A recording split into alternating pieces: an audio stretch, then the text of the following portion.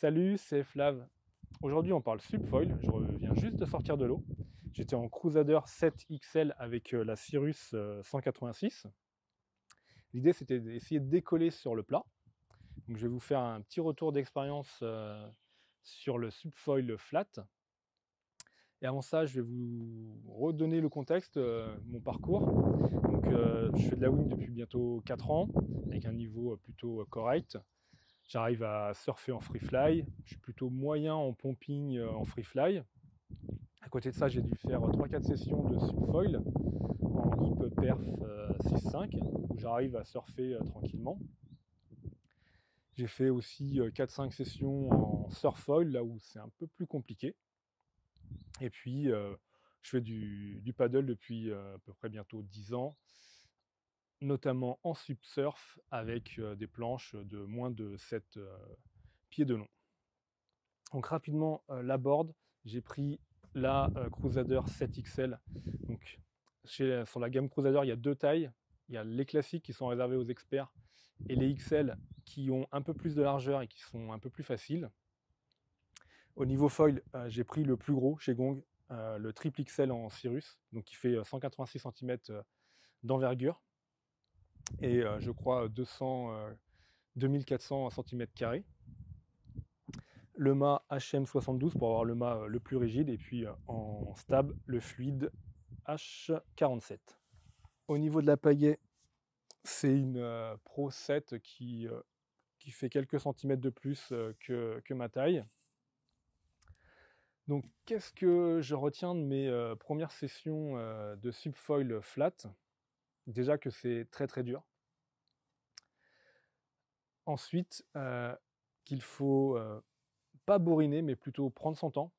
Au départ, sur mes premières sessions, vraiment, je ramais très très fort et très mal, ce qui fait que j'avais énormément de roues, que je tournais quasiment en rond, et que dès que la planche commençait à se lever, en fait, elle cabrait plutôt que se lever, et elle cabrait, et moi, j'étais tellement en train de ramer très fort que j'étais déséquilibré, j'étais comme ça, bien penché, et donc dès qu'elle se soulevait, je tombais en avant parce que j'étais déséquilibré.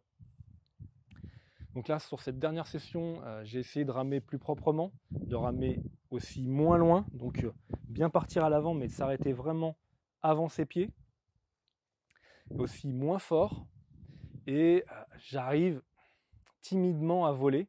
En fait, la planche décolle, je rame toujours avec la planche qui décolle, mais elle est à quelques centimètres de l'eau, j'arrive pas vraiment à monter sur le foil et à partir en pompant. Qu'est-ce que je peux vous donner d'autre comme conseil? C'est peut-être de mettre le strap à l'avant, ça permet de bien caler le pied, d'avoir un repère, de garder de la stabilité, parce que c'est quand même déroutant. En fait, la planche, elle est pas large du tout, ça doit faire 54 cm de large, il me semble. Donc, il n'y a pas de stabilité sur la planche, c'est le foil dessous qui donne la stabilité. Donc, entre un foil qui fait 180 cm d'envergure et un foil qui fait 90 cm d'envergure, la planche, elle change du tout au tout. Avec un foil de 90 cm, comme un fluide XL par exemple, c'est ultra dur de tenir debout dès qu'il y a un peu de clapot.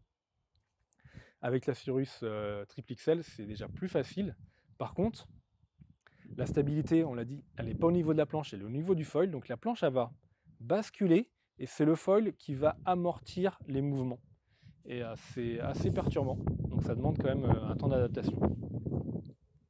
Voilà, c'était juste quelques éléments que je voulais partager avec vous.